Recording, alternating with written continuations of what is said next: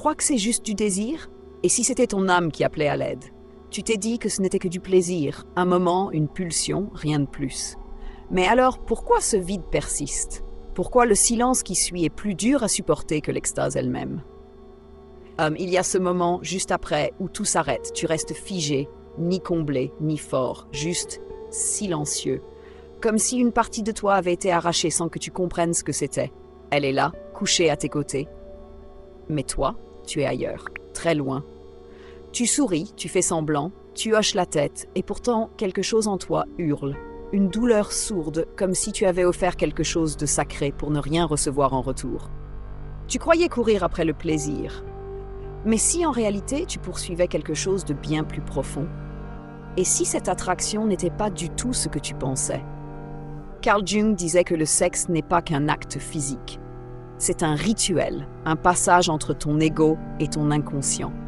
À chaque fois que tu touches quelqu'un, tu ne touches pas que sa peau, tu exposes ton ombre. Car le vrai désir ne vient pas du corps. Il vient de tout ce que ton corps a été conditionné à enterrer. La honte, la peur du rejet, cette faim d'être choisi. Juste une fois, sans avoir à prouver quoi que ce soit. Mais personne ne t'a jamais appris ça. Personne ne t'a expliqué que chaque acte intime est un échange d'âme camouflé. Et quand tu donnes sans conscience, c'est pas de la connexion, c'est une chute libre.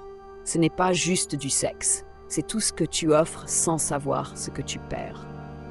Carl Jung a essayé de nous prévenir, mais ces mots étaient trop tranchants pour être acceptés, trop vrais.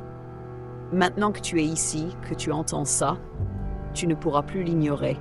Et à la fin de ce récit, tu comprendras pourquoi tant d'hommes se sentent vides, même lorsqu'ils obtiennent ce qu'ils croyaient désirer. Ce n'est pas du désir, c'est ton ombre qui parle. Tu crois vouloir son corps, mais ce que tu veux vraiment, c'est retrouver une part de toi-même. Et au fond, tu le sais, ce magnétisme qui t'attire vers elle, ce regard, cette manière qu'elle a de te faire sentir assez, ça touche autre chose, quelque chose d'enfoui. C'est pas juste une envie de la toucher, c'est ce besoin ancestral d'être choisi, vu, aimé. La plupart des hommes ne cherchent pas le sexe, ils cherchent à sentir qu'ils existent vraiment. Et dans cette confusion, le sexe devient le masque de ce besoin-là. Tu la regardes et tu te dis « je la veux ». Mais sous ces mots, ce que tu cries intérieurement, c'est « je veux être voulu ». Ce n'est pas du désir, c'est une blessure qui parle. Et c'est à ce moment précis que le piège se referme. Tu commences à jouer un rôle, tu choisis les bons mots, tu sais comment t'habiller, tu la flattes, pas par manipulation, mais par peur viscérale de ne plus jamais être choisi. Tu portes un masque de confiance pour dissimuler ton vide. Tu flirtes pour ne pas montrer ta terreur d'être ignoré. Tu appelles ça de la chimie. Mais c'est pas de l'alchimie, c'est un mécanisme de survie. Et personne ne t'a jamais dit la vérité, qu'une grande partie du désir masculin, surtout lorsqu'il est intense, obsédant ou insatiable, ne parle pas de passion. Il parle de valeur. De cette valeur que tu n'as jamais cru avoir sans devoir la gagner. Et même quand tu l'as, même quand tu partages ce moment d'intimité, le vide revient, encore plus profond, parce que ce n'était jamais elle que tu cherchais, c'était toi. Et si ce genre d'histoire te parle, alors abonne-toi, pas pour moi, mais pour toi, pour te rappeler que ta vérité, elle existe, et que tu es prêt à l'affronter. Tu ne la poursuis pas, tu poursuis une partie oubliée de toi. Tu penses que c'était elle que tu voulais. Son regard, son sourire, sa douceur. Mais ce que tu poursuivais, ce n'était jamais elle. C'était la partie de toi que tu avais abandonnée. Cette partie tendre, vulnérable, sensible, celle qu'on t'a appris à rejeter pour devenir un homme. Carl Jung appelait ça le féminin intérieur. Un archétype enfoui en chaque homme, la capacité à ressentir, à s'ouvrir, à accueillir.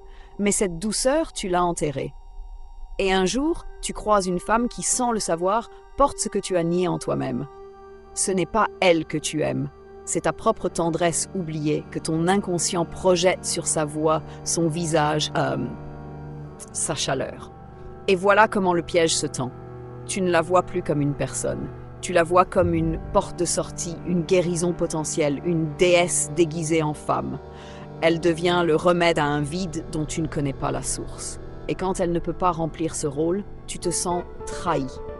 Tu l'accuses de ne pas aimer assez, alors qu'en réalité, tu l'avais inconsciemment chargé de réparer ce que seul toi peux réparer. C'est ici que naît la dépendance émotionnelle. Pas par faiblesse, par oubli. Tu as oublié comment t'aimer sans l'approbation extérieure. Tu t'es dit que si elle restait, tu serais enfin complet. Si elle t'aimait, tu serais enfin suffisant. Mais ce n'était jamais à elle de porter tout ça. Tu as confondu reflet et réalité. Et tant que tu projettes ton monde intérieur sur elle, tu ne la vois pas. Tu vois ce que tu as perdu. Et cette illusion finit toujours par s'effondrer. Parce qu'aucune femme ne peut incarner la maison que tu n'as jamais construite à l'intérieur de toi. Jung nous avait averti, open quote, l'homme qui ne rencontre pas son anima, le féminin en lui, la projettera sans cesse et en souffrira chaque fois. Close quote. Tant que tu ne l'intègres pas, tu continueras à transformer les femmes en déesses, puis à les haïr pour ne pas t'avoir sauvée. Ce que tu crois être une rupture, ce n'est pas une histoire d'amour qui se termine, c'est une auto-abandon déguisée en relation. Tu pensais pénétrer son corps, mais en réalité, tu livrais ton âme sans conscience.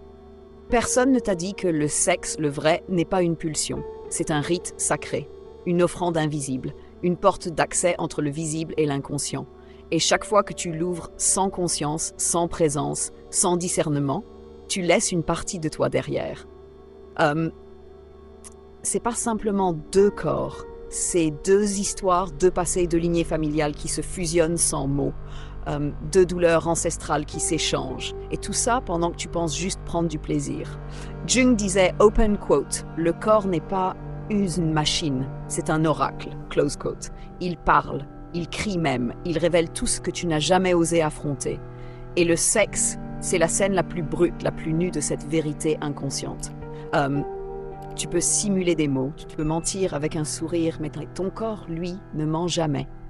Et quand tu entres dans une femme sans conscience, tu ne l'amènes pas, tu fuis.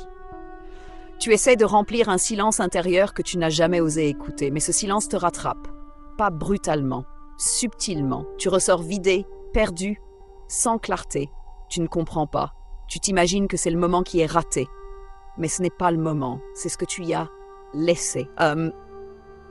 Chaque rapport est un échange énergétique. Ce n'est pas moral, c'est vibratoire. Et si elle porte en elle du chaos, de la confusion, des blessures non guéries, et que tu t'unis à elle sans conscience, tu absorbes tout, comme une transfusion silencieuse.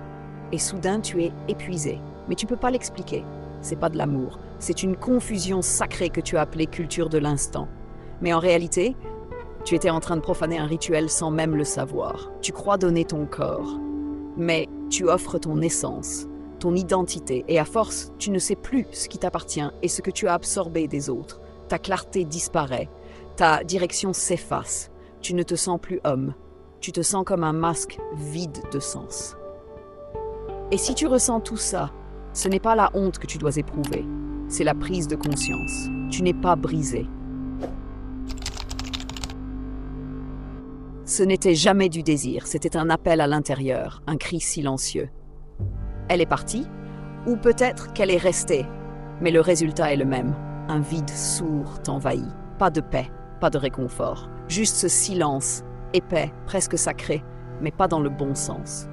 Un silence qui te fait mal. Tu fixes le plafond, nu, vidé, et tu ne ressens pas la victoire. Tu ressens la disparition, comme si tu venais de perdre quelque chose de précieux, sans comprendre ce que c'était. Tu ne regrettes pas forcément l'acte, tu ne ressens pas de honte, mais tu n'as pas reçu ce que tu pensais y trouver. Et c'est là que tout bascule. Parce que ce que tu voulais, c'était pas du sexe. C'était un message silencieux à travers ton corps. Une tentative maladroite de dire « est-ce que je compte ? Est-ce que je suis aimable ? Est-ce que je peux exister pleinement, sans performance, sans masque ?» Mais aucun corps ne peut te répondre ça. Aucune femme ne peut te donner ce que tu refuses de te donner à toi-même. Et c'est là que naît l'effondrement. Pas un échec amoureux, un échec spirituel. Tu entres dans la chambre en espérant te sentir entier. Mais chaque geste est une négociation inconsciente. Tu te dis, si je la fais jouir, elle m'aimera. Si je la comble, je serai enfin complet. Mais ce n'est pas de l'intimité, c'est une transaction invisible où tu offres du plaisir pour acheter un semblant de valeur. Et quand elle ne te donne pas ce retour invisible, ce quelque chose que ton cœur attendait, tu ne ressens pas le rejet. Tu ressens l'abandon. Carl Jung disait, open quote, « Lorsque nous cherchons à résoudre nos blessures intérieures par des solutions extérieures, nous appelons la souffrance. » Close quote. Et c'est exactement ça. Tu projettes ton besoin d'amour inconditionnel sur une femme qui n'a jamais signé pour ça. Et même si elle te donne son corps, tu te sens trahi. Pas parce qu'elle a mal agi, mais parce que ton âme espérait quelque chose qu'elle ne pouvait pas offrir. Tu répètes alors le cycle euphorie, contact, vide, rechute. Tu crois que tu cherches le plaisir, mais tu cherches à fuir ta propre douleur. Et plus tu le fais, plus tu oublies qui tu es réellement. Tu confonds intensité et intimité. Tu confonds validation et amour. Tu confonds performance et valeur. Mais rien de tout ça ne tient, parce que tout ça est construit sur un vide non affronté. Et tant que tu refuses d'y faire face, tu continueras à offrir ton corps dans l'espoir d'un sauvetage émotionnel. Tu continueras à t'épuiser, à t'effacer, à te dissoudre dans chaque nouvelle étreinte, croyant à tort que tu y retrouveras enfin ce que tu as perdu. Mais tu ne peux pas le trouver chez elle, parce que ce que tu cherches, c'est toi-même. Tu as été conditionné à croire que l'homme fort est celui qui ne flanche jamais, qu'il faut dominer, conquérir, séduire, mais personne ne t'a appris ce que signifie vraiment être fort. Alors tu as deviné. Tu as deviné que force voulait dire silence, que force voulait dire contrôle, que désir voulait dire preuve de virilité. Mais à force de deviner, tu t'es perdu.